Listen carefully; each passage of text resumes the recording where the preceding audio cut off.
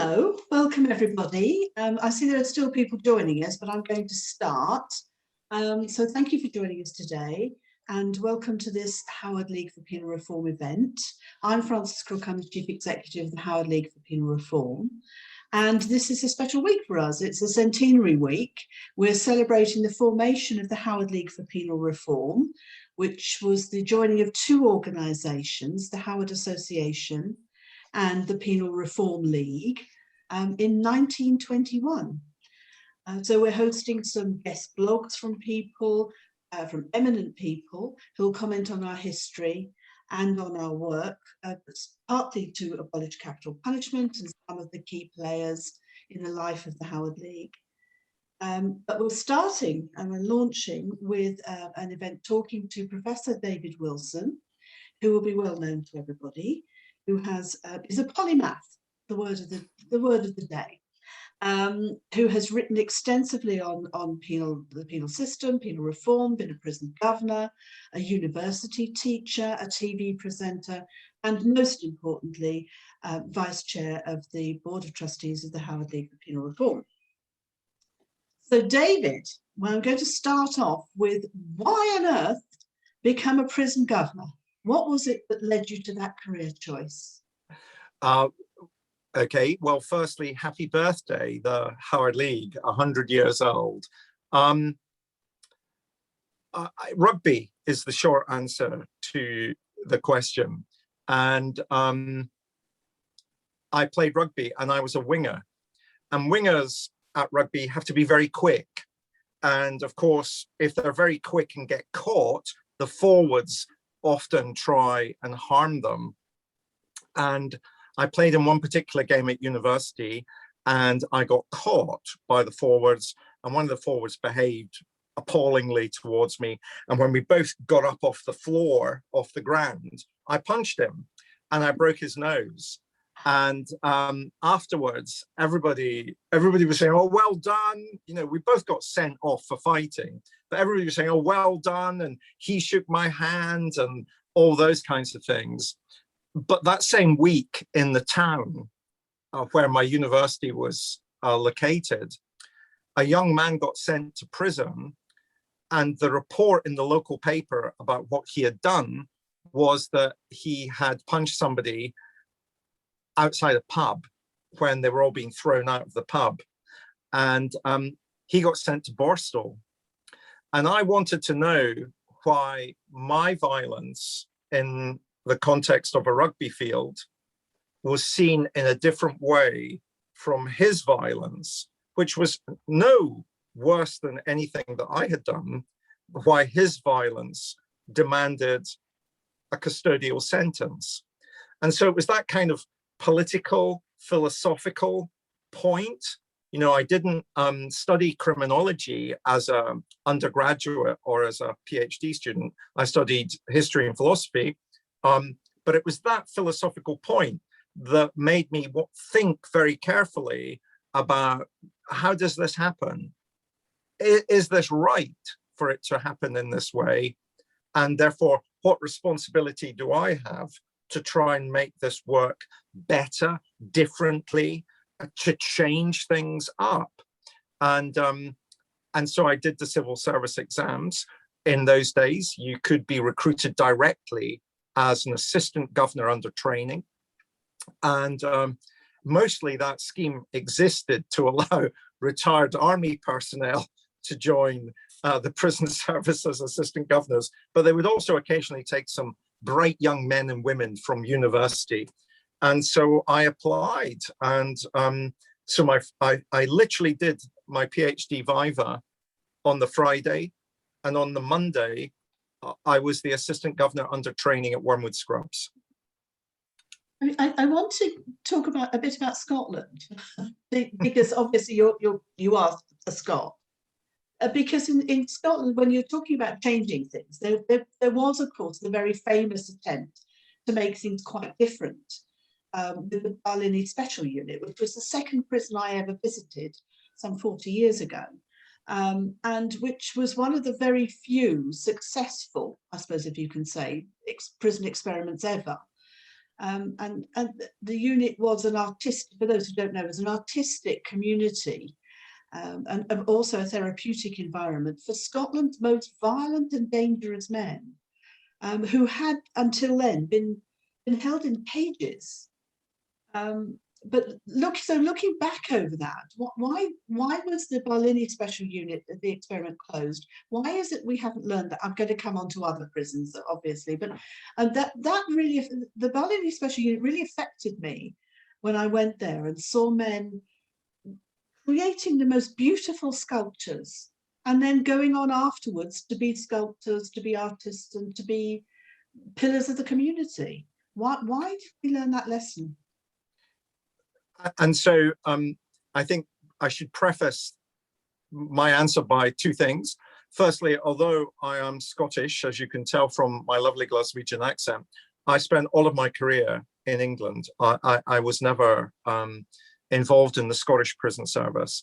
And the second way of prefacing my answer is to say that the Barlinnie Special Unit was modelled on HMP Grendon, a prison that I'm very much, a prison I'm very much associated with. And of course, you're mentioning the sculptures and the changing of behavior. And you're particularly, I think, thinking of Jimmy Boyle when you made that comment. Jimmy Boyle, convicted of murder, a murder he denied, but convicted of murder. And he wrote an amazing book about his experiences in the Barlinnie Special Unit called A Sense of Freedom, which was reissued 2 years ago. And the reissue of that book, A Sense of Freedom, prompted me to write an article with a colleague called Michael Brooks about why they closed the Barlinnie Special Unit. And we called that unit a failing success. There is absolutely no doubt that the Barlinnie Special Unit succeeded. It changed violent men's behavior, both whilst they were in prison and then after they had been released. And it therefore doesn't make sense, does it? Why would you close this? Why would you shut this down? And increasingly, when one pursued, as my colleague Michael Brooks and I did pursue, what was going on, people didn't like the success. The penal reform was for those prisoners that, you know, they could go, oh, well, they can have prison reform, but not these guys who've murdered, stabbed, raped, taken hostages. Not those prisoners. Those prisoners can't get penal reform. And we certainly shouldn't be giving them things like sculpture, training in art classes or poetry classes. We shouldn't be encouraging them to write books. There was very much an attitude by many different groups of people that that kind of prisoner who committed that kind of crime didn't deserve the conditions that they got in the Barlinnie Special Unit, and certainly didn't deserve to be given the kinds of attention that they got, because of course they were incredibly successful and able advocates. And one of the things I've said, I don't know if there are Scottish people on our webinar, but one of the things I've said to the Scottish Prison Service and written about repeatedly is they should use Jimmy Boyle. You know, Jimmy Boyle is a great advocate about turning your life around. And yet, if we think about it, Francis, today, the brave Scottish system, which not only housed the panel system for children, but also the Barlinnie Special Unit, Scotland has a higher per capita rate of incarceration today than England. So all of the gains, all of the things that we think of in Scotland and the amazing inroads it's made in terms of its violence reduction strategy. You know, my Glaswegian accent, you know, Glasgow in 2006 was the murder capital of Europe. There were more murders in Glasgow than in any other European city. And within a decade, by 2016, that murder rate had been reduced by over 60% because of the Glasgow violence reduction strategy, now the Scottish violence reduction strategy. So there are still pockets of things that we should be looking enviously at in Scotland, but you're absolutely right. we should call it for what it was. The closing of the Barlinnie special unit made no sense. No. And the horrible part, the horror of it was that when you walked through the main prison, there was nothing else for the other hundreds of men who were incarcerated in Barlinnie, which is very similar to what we've got now in the English and Welsh system, is that the prisons are awful, but you have this beacon of light, which is what I'm coming to, which is Grendon, and has been, for decades, a beacon of light, a democratic, therapeutic community that has functioned so well, that has a tiny reoffending rate for some of the most damaged, most serious, some sex offences, some violent, and has been a beacon of light. And I know you've been deeply involved in supporting it. But again, it's what makes it work, and why can't we replicate that? Why can't we learn those lessons in England from what we do so well and what we should be proud of? Well, a lot of the time when you pursue with politicians that exact question, why can't we learn from this? They will talk about cost, and they'll talk, Grendon as a regime is slightly more costly than a comparable Category B prison. But on the other hand, it's doing a different kind of job from other Category B prisons. But the kind of intensive treatment, talking therapy that goes on in Grendon does require a different kind of training for the staff, does involve different professionals being engaged. But it is without doubt an extraordinary place. And I still pay tribute to Grendon because, and until COVID, I was going in probably once every month as the chair of the Friends of Grendon. It was Grendon, it was men talking about their crimes in small groups that taught me everything that I came to understand and realize about violence. I didn't get taught about violence by reading books about violence. I got taught about violence by listening to men describe the circumstances that they were in when they would use violence and the kind of violence that they would use. And I still find that I'm using a lot of that insight that I gained from them. So I try to pay back by chairing the Friends of Grendon, taking in 12 people twice a year to have lunch in Grendon. That's something I copied from the Howard League, and trying to get the message out about Grendon. And something you and I know we're not going to talk about it tonight, but something you and I mentioned in our brief chat prior to the webinar starting was what happened at Fishmongers Hall. And it seems significant to me that some of those men who were challenging Usman Khan were actually ex-Grendon prisoners. And I went on television about that because, of course, one of those ex-Grendon prisoners who challenged Usman Khan was more or less hounded by the press because of the offense that he committed.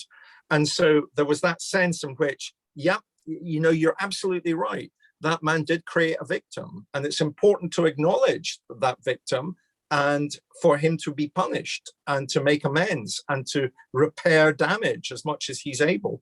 But rather than talk about what he was doing on that day on London Bridge, they concentrated on the crime that he had committed. And so perhaps there's a link, Francis, between what we were saying about the Barlinnie Special Unit and the current state of how people think about offenders, about prisons, and about penal reform. You have to have redemption at the basis of the system. There has to be some redemption and some forgiveness. Otherwise, nothing works. Society doesn't work. I mean, that's interesting because you talked right at the beginning about how you worked in Scrubs, which of course, one was Scrubs, which is one of the most infamous prisons in the world, I think. And of course Wood Hill as well, which has a completely different sort of special unit, which is more modern, but is pretty. If you went back 100 years, that's what prisons look like. They look like one Scrubs and even Wood Hill, even though it was built more recently. I mean, isn't it shameful that we have a public service that has changed so little in the last 100 years? The short answer is yes. You mentioned Wood Hill, and you also said a public service. I was part of the team that opened up Wood Hill, and we were incredibly conscious that the Wolds had opened. And the Wolds was, of course, our first private prison in England and Wales. And therefore, Brodie Clark, who was the governing governor, the #1 governor, Brodie Clark was, we have got to make sure that they don't point to us as a brand new public prison and we're not delivering on some of the things that they can deliver in the private sector. So we did do things which were regarded at that time as unique. Can I give you a for instance? Because this doesn't sound that unique. I said, it's absurd, therefore, that we're always offering visits to prisoners during the day. You know, why do we presume that the families of prisoners don't have jobs? Why can't we open visits in the evening? Why don't we have evening visits? If we're sending all of our prisoners out to court because they're on remand and attending trial, why are we running PE, education, art classes, whatever it might be, during the day when there aren't any prisoners to go on the classes? Why don't we try and run those classes at night when the prisoners are actually there? I said, I can't go to the gym during the day because I'm in here. So why don't we try? I go to the gym at night. So why don't we try and do stuff? It was very, very, I'm proud to say we were able to introduce those changes at Wood Hill, but it was very hard. Changing cultures takes time. And what became increasingly clear were that those cultures, a lot of people were invested in keeping the culture exactly as it was. And actually, if you think about the ultimate culture changer, who holds the power, it's politicians. And politicians wanted to, they don't really care about prisons as long as nothing untoward happens in them. And of course, the one time we've seen some real change in prisons was as a result of the 1st of April 1990, when there was a major riot at Strangeways. And then suddenly change was on the agenda. As a result of the Strangeways riots, you got, well, a small detail, Francis, but just because he passed away, he died recently, Eric McGraw, you saw Inside Time, the first ever national prisoner newspaper as a result of the Wolf and Tuman inquiry. And good old Eric McGraw, who sadly died last month, was the first ever kind of editor of Inside Time. But you suddenly saw change being on the agenda. The absolute desire to get integral sanitation, to stop the process of slopping out. You know, change can happen, but it sometimes takes really dramatic events for change to happen. And then if you, instead of taking that small example of the Strangeways riots, as you know from reading Pain and Retribution, which was the book I wrote about prison reform, and about the which is a great book, by the way. I'll give it a plug. It's a really readable, really thoroughly researched, excellent piece of work. Go on. Sorry, I interrupted you. I was going to say, the one time we've seen systemic change, not prompted by a riot, was between 1914 and 1938, when the prison population of England and Wales halved, despite the crime rate steadily rising. But there was a determination between the wars. So some people say, for example, oh, well, lots of young men who were going to commit crime died either in the war or as a result of the pandemic after the war. But it wasn't that. It was just a real determination to try and make prisons less of an option in the policy agenda of the governments of the day. And why did they want to do that? Well, guess what? The first was women. Prior to the prior to these kinds of changes taking place, they locked up a great number of suffragettes. And suffragettes, when they got sent to prison, refused to obey the regime of the prison, and therefore they were being force-fed, and etc., etc., etc. They locked up conscientious objectors. We're talking a lot about the birthday of the Howard League, and you will yourself know that there were a lot of people involved in the setting up of arrangements in 1921 who had themselves been conscientious objectors during the war, and as a result had been sent to prison. And so when you lock up the literate middle class, they tend to be advocates for change once they're released from prison. And that's an example that doesn't just hold true for England and Wales, but I think about it in terms of Václav Havel in the Czech Republic, who was locked up by the communists. His book, Letters to Olga, about his experiences inside a communist Czech prison, are the most amazing and moving testimony to the power of the individual to transcend his environment and to advocate for change. And so when you lock up the middle classes, those middle classes, when they're released, they tend to be the ones that are able to encourage people to think that's a bad option. Let's reserve that option for those people who really need to be there. Lock up more of the middle classes. That may be the lesson from today's conversation. But you're right. I mean, the prison system is the epitome of a class system. We lock up young working class, mostly men. Absolutely. I want to go on to ask you, because I've got a lot of questions, and it's been fascinating, but we're not getting through my questions. Oh, I'm sorry. You did call me adorable on social media. I did call you adorable on social media. And we're going to go on to something a little bit more tricky, because you made as your specialism, your interest is people who've committed the most serious and violent crimes. So whilst you're absolutely right, and I agree with you that the penal system generally is about locking up, young working class men, but there are some people who have committed, and again it's men, the most serious, horrendous, violent, and sometimes serial killers, which has been a specialism of yours, and the public has little sympathy, but a lot of interest, often prurient, in these men. Why should we care about them? Oh, well, as you know, and I describe how penal reformers have to be hard-headed. I have never been a prison abolitionist.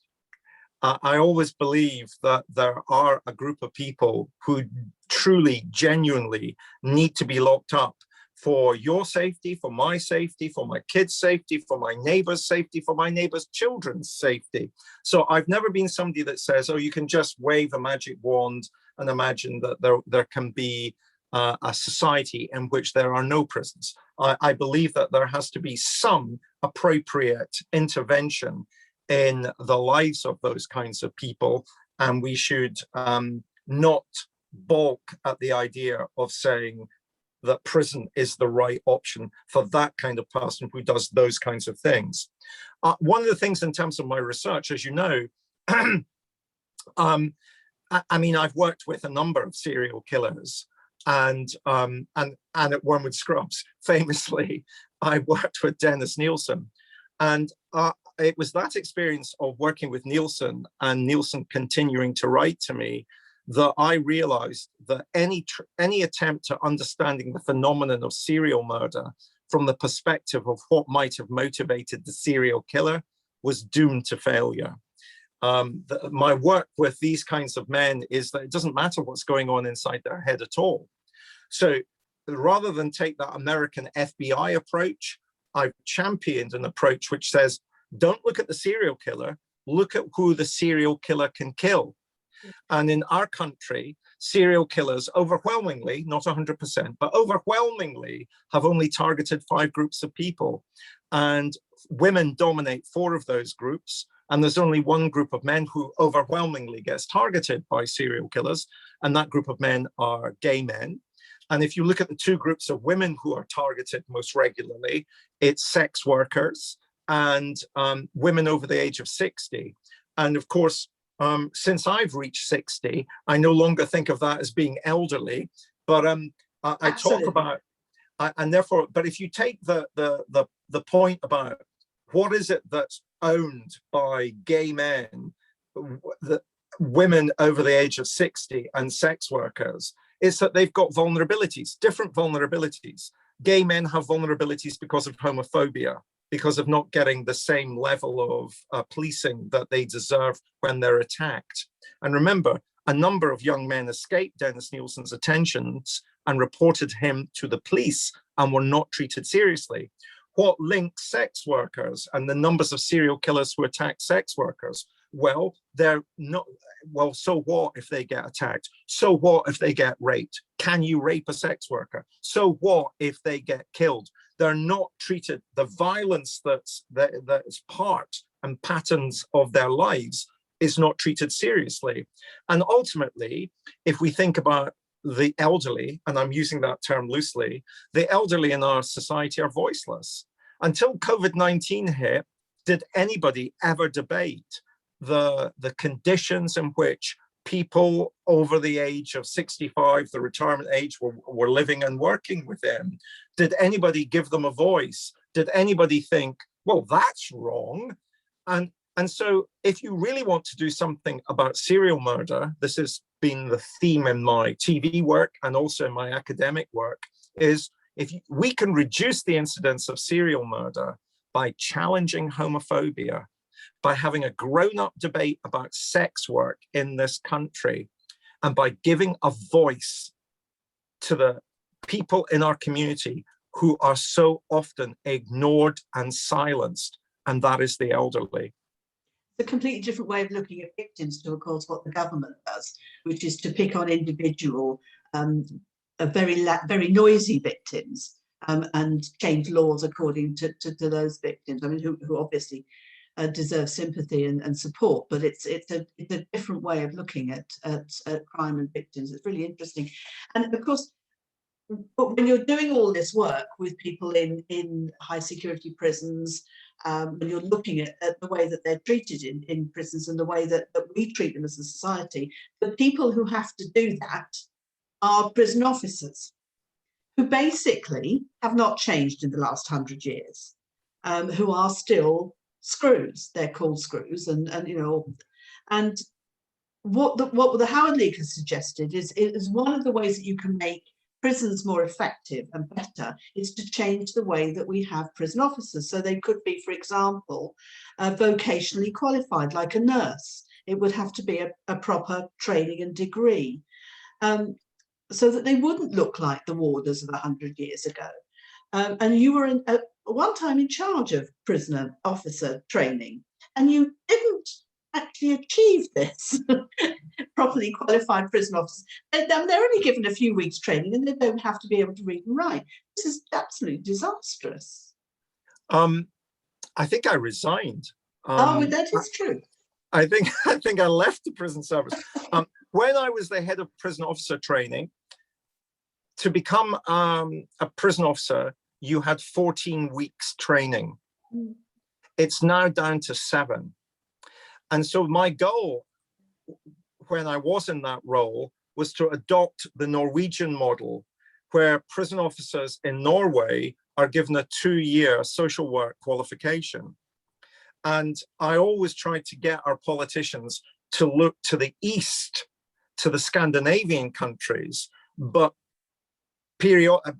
what happened was that they would constantly be forced to look to the west, and in particular to North America and the United States, where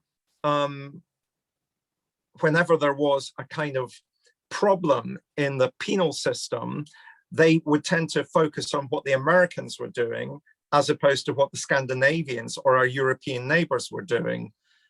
It's one of my sadnesses. I think I've got many sadnesses about my career as a prison governor. And one of the biggest was that I couldn't do more about prison officer training.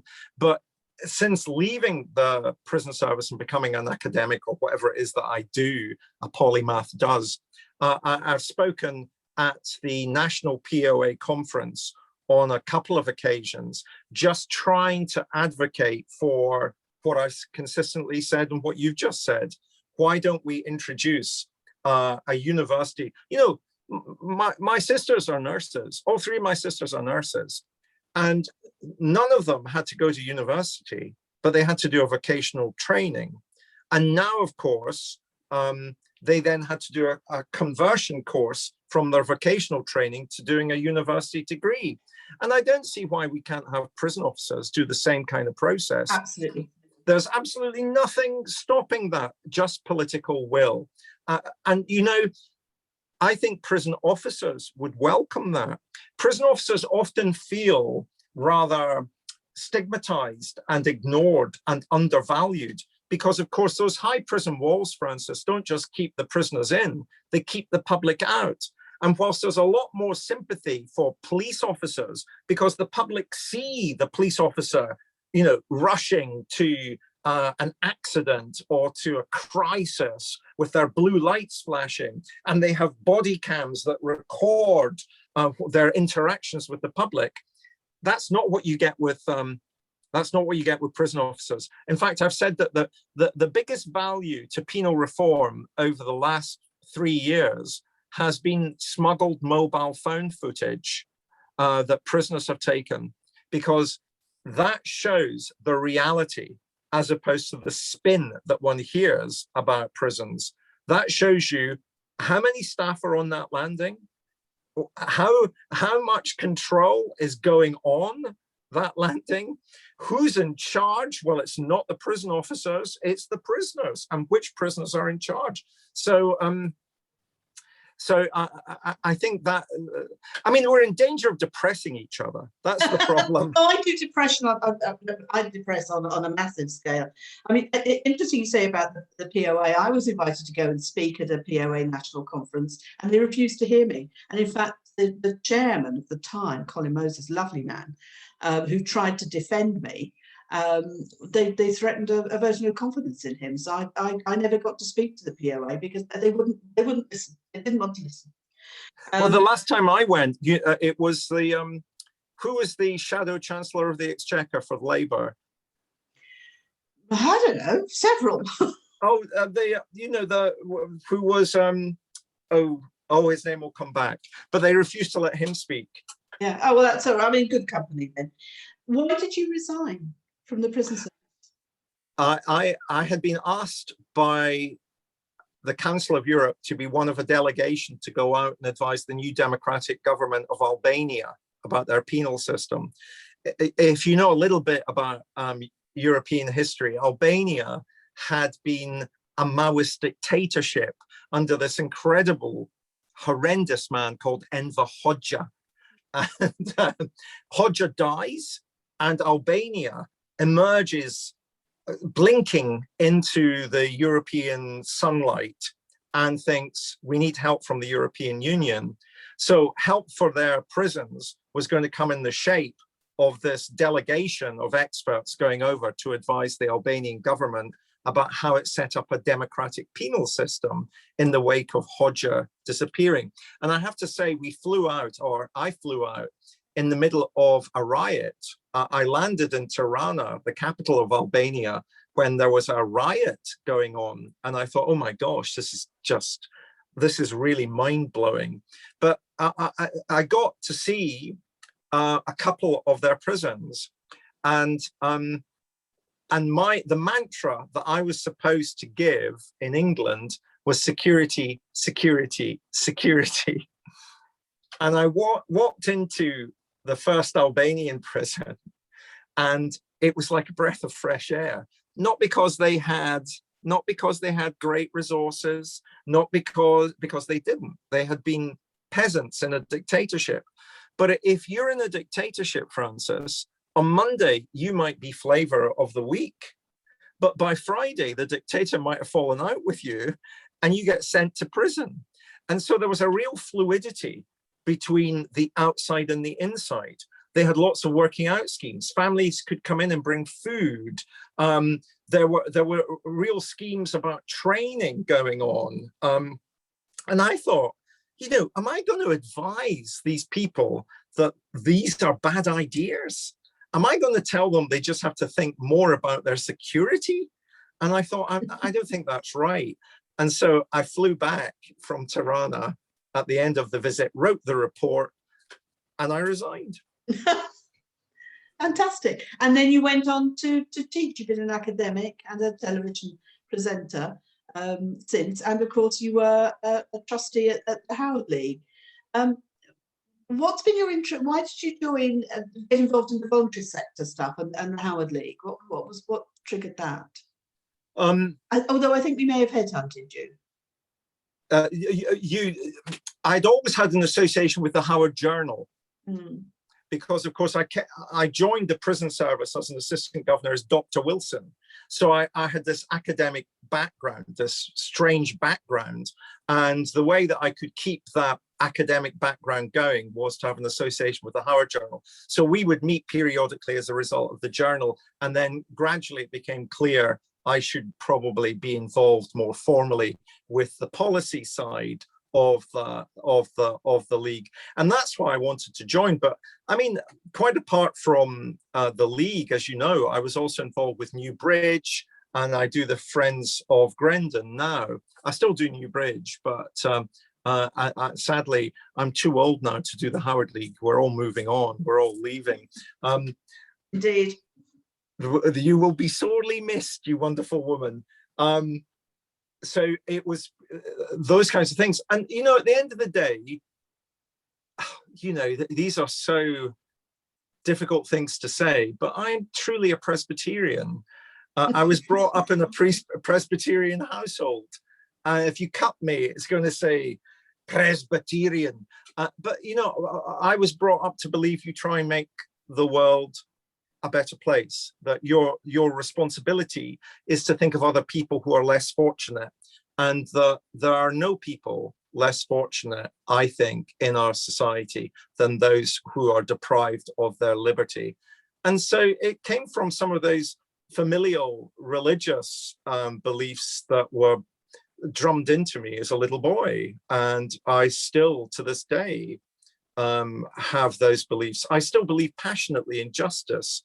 I care incredibly about the community in which I live, and I don't think you can take that away from somebody. You know, wherever I would go, I would be trying to make my world and the world of the people in that world better.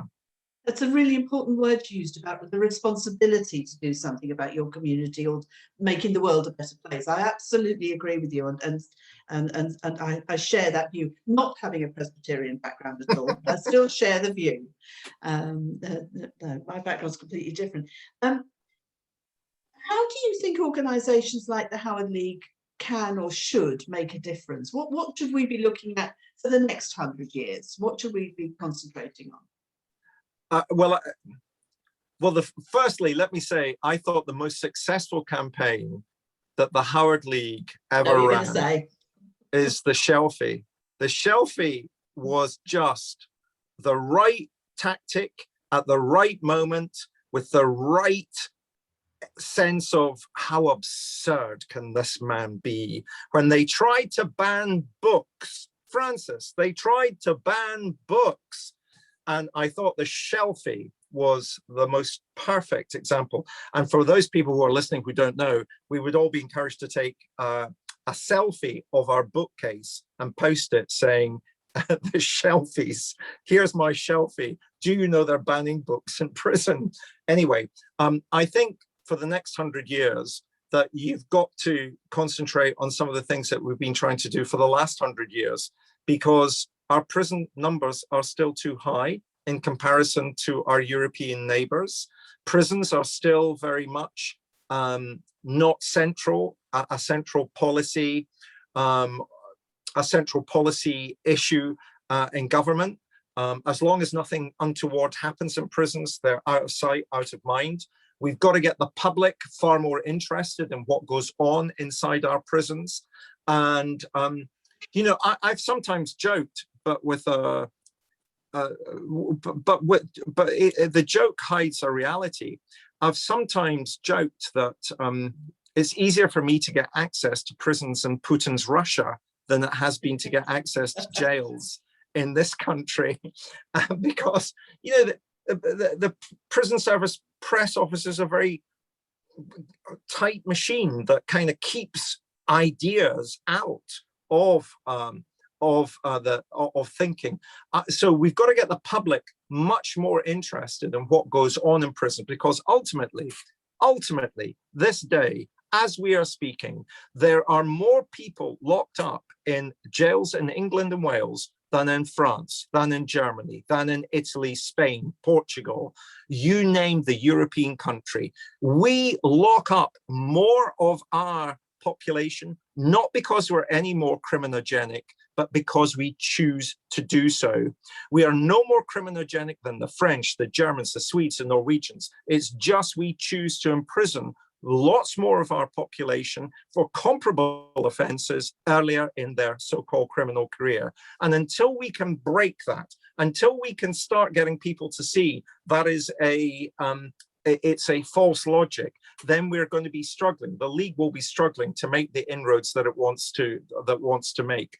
We still lock up more life sentence prisoners than the whole of Western Europe combined. The life sentence has increased from when I used to work with the League from an average of about 12 years to an average of about 15 years. You know, and who is it that we're locking up? If we ignore the life sentence, we're locking up people who have an average reading age of 7 and who are functionally innumerate. We're locking up people who couldn't fill in a job application because they wouldn't have the skills to be able to do so. Clive Stafford Smith, my friend who does death row cases, he once said to me, you know, David, capital punishment is punishment for those who don't have the capital to stop it. And that's really, in a sense, who we're locking up. We lock up the unloved and the unlovely. We use prison as a rug under which to sweep all those things in society that we would prefer not to see. And that's the agenda for the Howard League moving forward. Change that agenda. Well, that'll be for my successor and the team who are going to stay on and help him or her or whoever it is. We're coming to the end. I want just to ask you, what is your plans for the future? What next for you? I'm very much, my new book is out about the murder of Peter Farquhar, who was a man in Buckingham, who was an English teacher. That book comes out in June the 17th. It's called A Plot to Kill. They've got a new Channel 4 series starts on the 9th of June called In the Footsteps of Killers. And so I tend at the minute, Francis, to be moving much more into media and writing.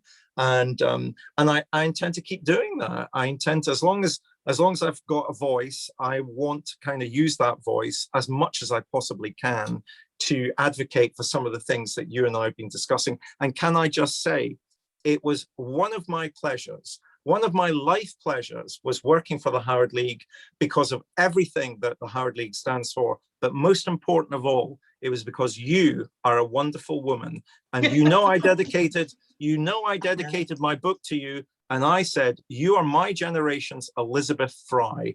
And everybody who's listening to this webinar must know that you have advocated throughout your life for better conditions in prisons, and all credit to you. Thank you, David. And I started off by saying you were adorable, and I think I'll finish by saying you're adorable. And to those who are listening, thank you for being part of this. If you're not a member of the Howard League, join and donate regularly. And look at our website, look at our future events, and buy David's books and watch him on the television. Thank you, everybody. Thank you for taking part. Thank you, David. It's been lovely. Thank you, Francis. Lots of love. Bye. Lots of love. Bye-bye. Bye-bye.